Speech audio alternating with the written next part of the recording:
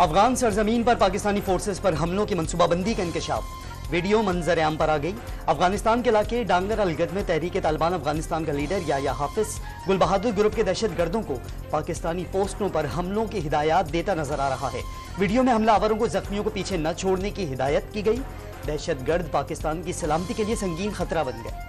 ایوانی صدر میں اعلیٰ ترین عسکری اعزازات دینے کی تقریب، صدر آصف زرداری نے تینوں مسلح فوج کے افسران کو گراہ قدر خدمات کے اعتراف میں اعزازات سے نوازا۔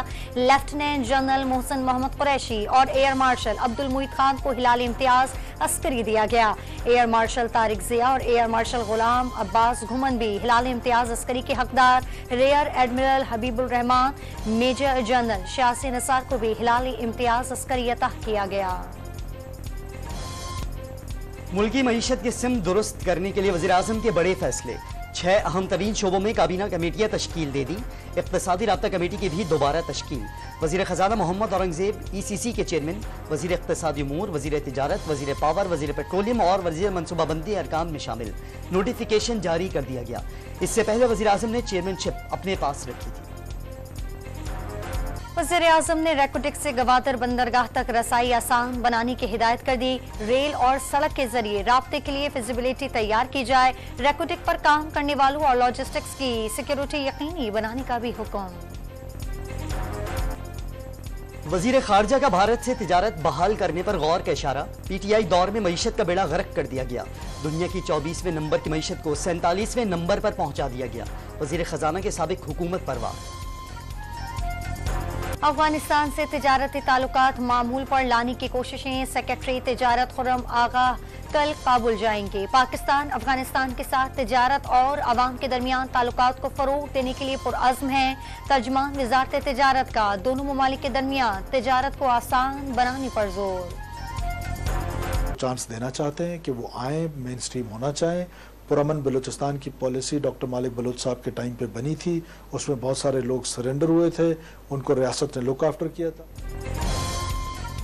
وزیر اعلیٰ بلوچستان کی پہاڑوں پر جانے والے شدت پسندوں کو ایک بار پھر مرکزی دھارے میں شامل ہونے کی پیشکش۔ تشدد ترک کرنے والوں کے لیے ریاست کے دروازے کھلے ہیں۔ پالیسی پر فوج کو بھی آن بورڈ لیا گیا۔ سرفراز بگٹی کے پروگرام لائیو عادل شاہ زیب میں گفتگو۔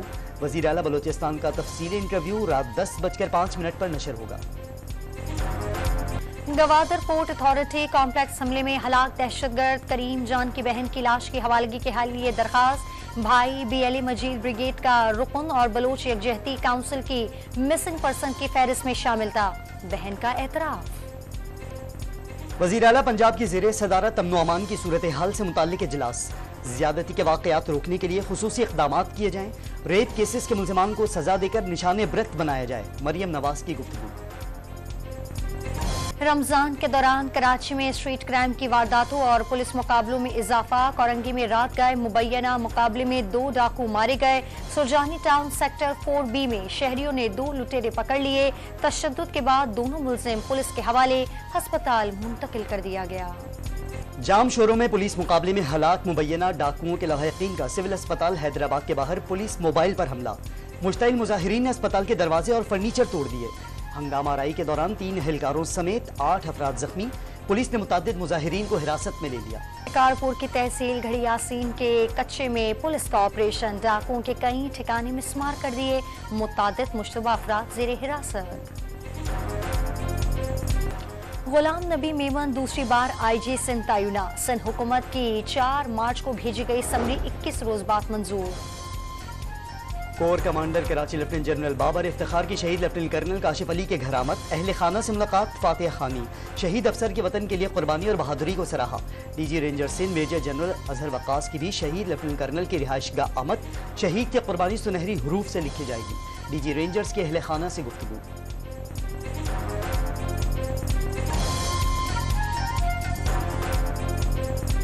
لاہور کے ہسپتالوں میں ادویات چوری کرنے والوں کے خلاف ایکشن۔ محکمہ صحت نے مختلف ہسپتالوں کے گریڈ 14 سے 17 کے مزید 5 ملازمین معطل کر دیے۔ ہسپتالوں میں کرپشن کسی صورت برداشت نہیں کی جائے گی۔ وزیر صحت خواجہ سلمان رفیق کا پیغام۔ کراچی سے ملتان جانے والی بہاؤالدین ذکریہ ایکسپریس کا لیاقت پور کے قریب جوائنٹ کھل گیا۔ متعدد بوگیاں انجن سے الگ ہو گئی۔ ٹکٹ چیکر ٹرین سے گر کر زخمی۔ साहिवाल में रमजान राशन के बहाने बुलवाकर खातून को मुबैना ज़्यादती का निशाना बना दिया गया।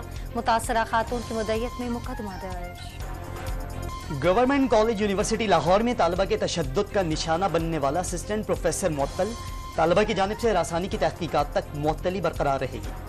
पंजाब में पतंगबाजी का खूनी खेल ना रुक सका। गुजरावाला में पतंग की धाती डोर बिजली की हाई वोल्टेज तार से टकरा गई। 12 साल बच्चा करंट लगने से झुलस गया। तशवीशनाक हालत में अस्पताल मुंतकिल। कराची में बीमार बेटी के मसीहा बाप को भी मसीहा का इंतजार। बैरून मुल्क इब्तदाई इलाज के लिए $10 लाख दरकार।